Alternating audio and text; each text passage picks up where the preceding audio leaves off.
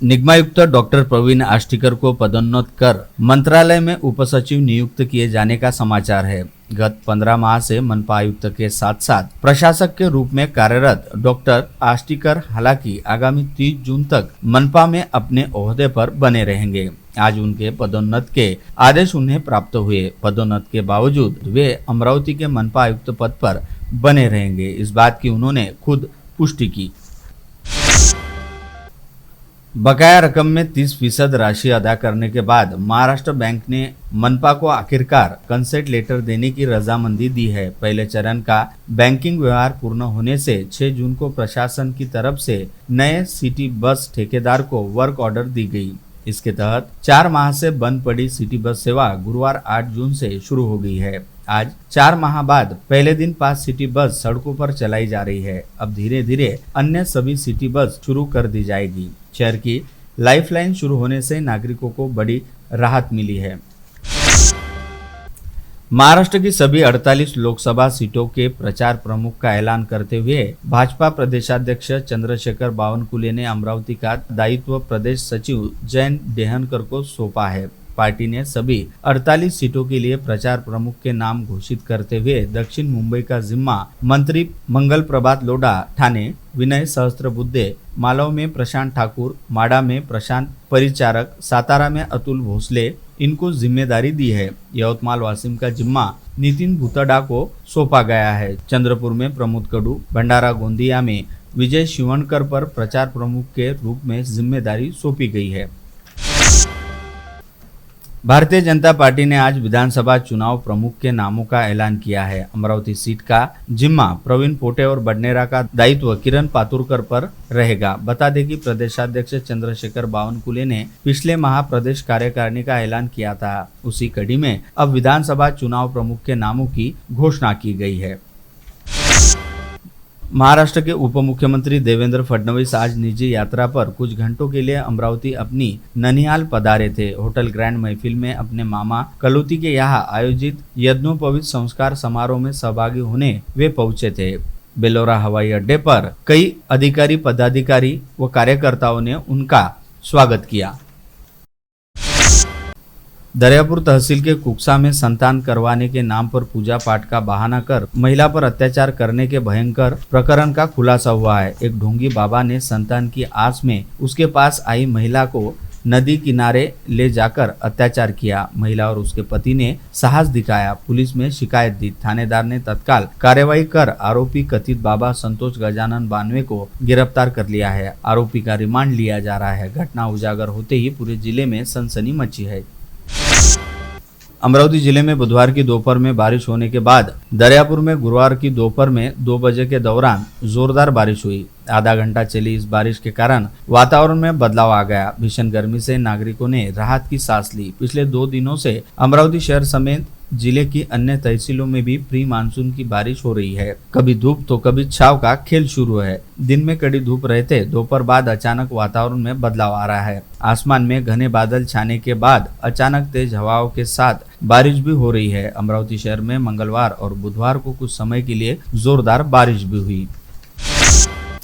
9 से 12 जून दौरान विदर्भ के अनेक भागों में प्री मानसून बरसात होने थंडर स्ट्राम का अंदाज मौसम विशेषज्ञ प्राध्यापक डॉक्टर अनिल बंड ने व्यक्त किया। उन्होंने बताया कि 10 और 11 जून को विदर्भ में अनेक स्थानों पर बरसात के आसार है। इधर अकोला से प्राप्त खबर के अनुसार यह गर्मी का पारा 42.3 डिग्री पर पहुंच गया। यह भी बताया गया कि विदर्भ में मानसून का आगमन 20 से 23 जून तक होगा। देखा जाए तो सामान्य से मानसून लगभग 10 दिन विलंब से चल रहा है।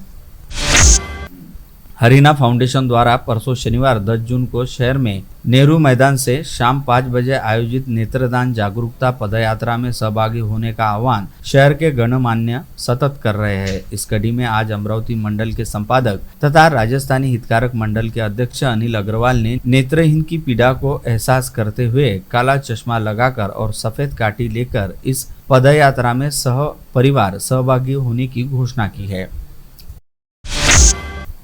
मुंबई नासिक मार्ग पर कसारा घाट की होटल ऑरेंज के सामने आज तड़के 5 बजे हुई दुर्भाग्यजनक दुर्घटना में 2 जैन साधुओं की मृत्यु हो गई। कंटेनर ने इस साधुओं को टक्कर मार दी। घटना के कारण पूरे प्रदेश और देश में जैन धर्मावलंबी दुखी हो गए हैं।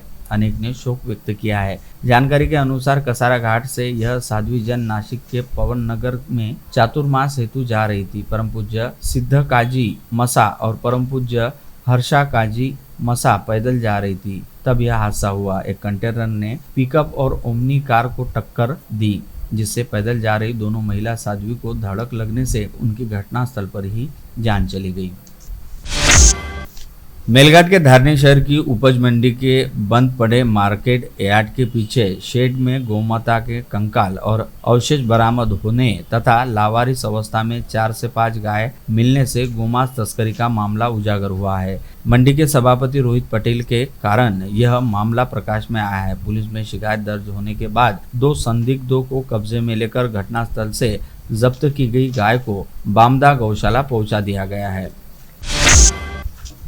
अस्मिता शिक्षण मंडल का आगामी 10 जून को आयोजित स्वर्ण महोत्सव पूरी तरह गैर कानूनी रहने का दावा अध्यक्ष अनिल करमरकर ने आज दोपहर आयोजित प्रेस वार्ता में किया। उन्होंने इस महोत्सव से दूर रहने की अपील करते हुए मुरलीधर भोंडे और परिवार पर मनमानी व फ्रॉड के आरोप लगाए। उन्होंने दावा किया कि भोंडे परिवार के खिलाफ चैरिटी कमिश्नर के पास केस की सुनवाई चल रही है।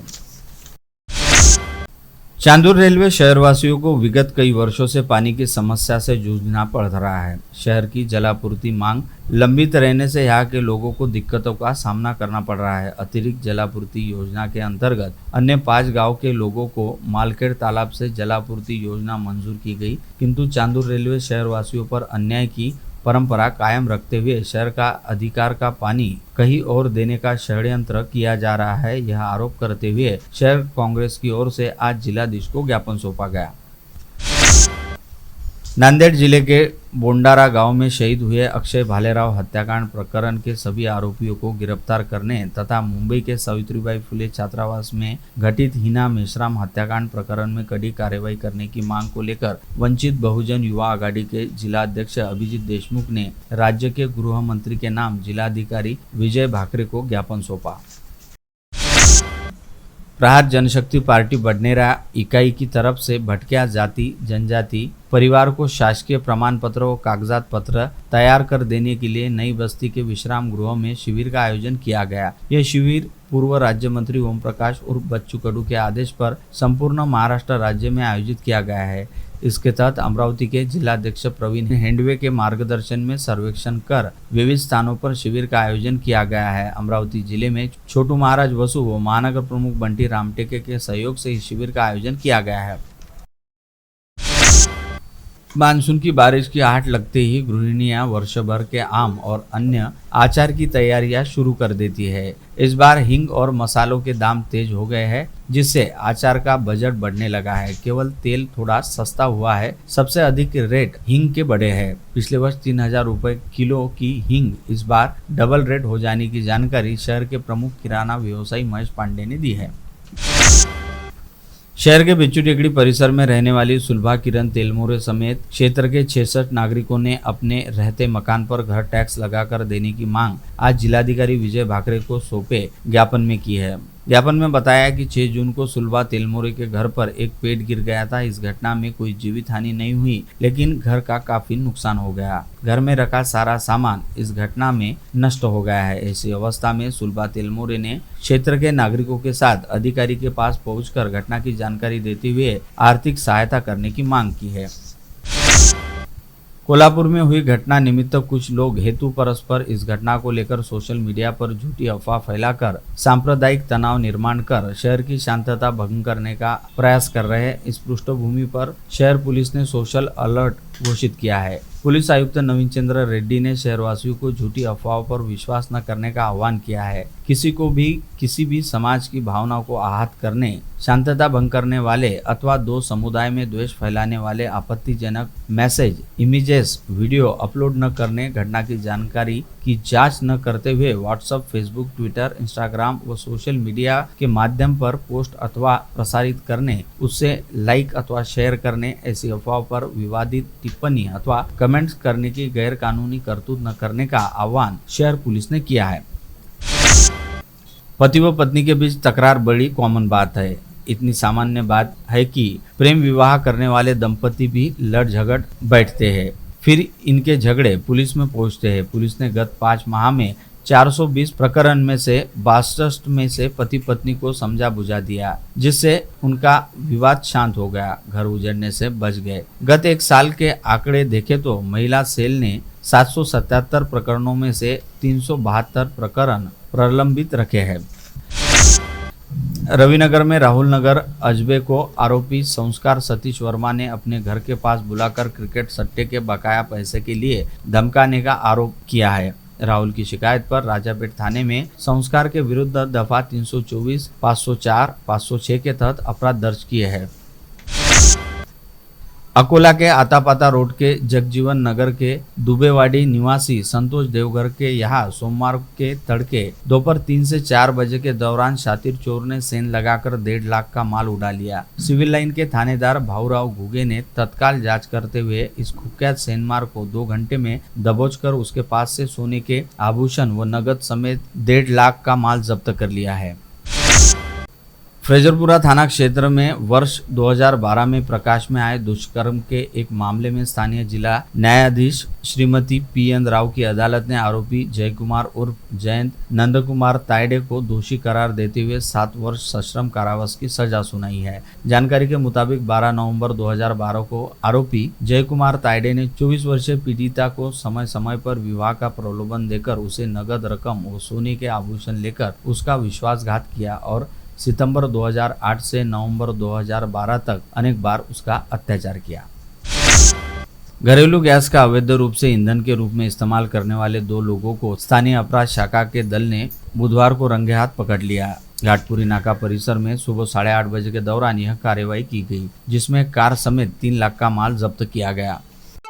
आप देख रहे थे मंडल न्यूज बुलेटिन। हमारे चैनल को लाइक करें, शेयर करें और हाँ, सब्सक्राइब करना ना भूलें। कल होगी आपसे फिर मुलाकात, तब तक के लिए धन्यवाद।